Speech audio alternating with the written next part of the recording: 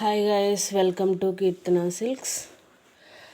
చూడండి, మనము cross belt లోపల క్లాత్ పెట్టి కొడతాం కదా.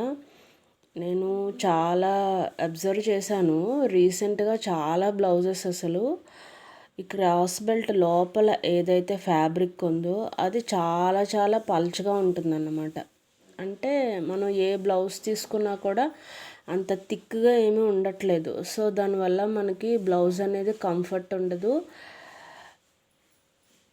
అంటే ఇంకా వేసినా వేయకపోయినా ఒకటే అన్నట్టు. మనం లోపల ఫ్యాబ్రిక్ ఎప్పుడు కూడా కొంచెం థిక్గానే వేసుకోవాలి.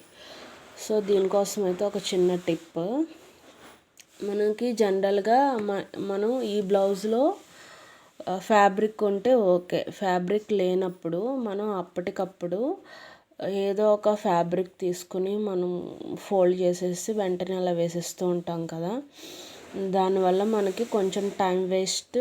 అలా కాకుండా మనకి ఇంకా ఏంటంటే అది పర్ఫెక్ట్గా ఉందో లేదో కూడా మనం సరిగ్గా చెక్ చేసుకోము. ఎందుకంటే మనకి బ్లౌజ్ కుట్టేటప్పుడు కొంచెం హడావిడి ఉంటుంది, అలాగే అర్జెన్సీ ఉంటుంది, ఇలాంటివన్నీ ఉంటాయి. కాబట్టి మనం అది చాలా నెగ్లెక్ట్ చేస్తూ ఉంటాము. కానీ ఇది చాలా చాలా ఇంపార్టెంట్ అన్నమాట. మనకి ఫ్రీ టైం ఉన్నప్పుడు మనం ఏదో ఒక క్లాత్ని, అంటే కొంచెం థిక్ ఉన్న క్లాత్ని, థిక్ లేకపోయినా థిన్ క్లాత్స్ అయినా సరే ఒక 2-3 ఫోల్డ్స్ ఇలా పెట్టేసుకుని, ఇది 4 ఉన్నాయన్నమాట, 4 లేయర్స్.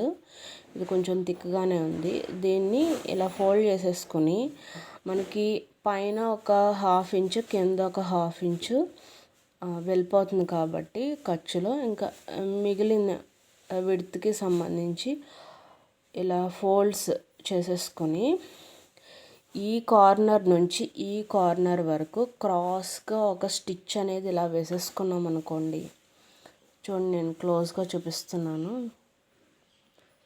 స్టిచ్ కనబడుతుంది కదా, లైట్ పింక్ కలర్లో ఒక స్టిచ్ కనబడుతుంది.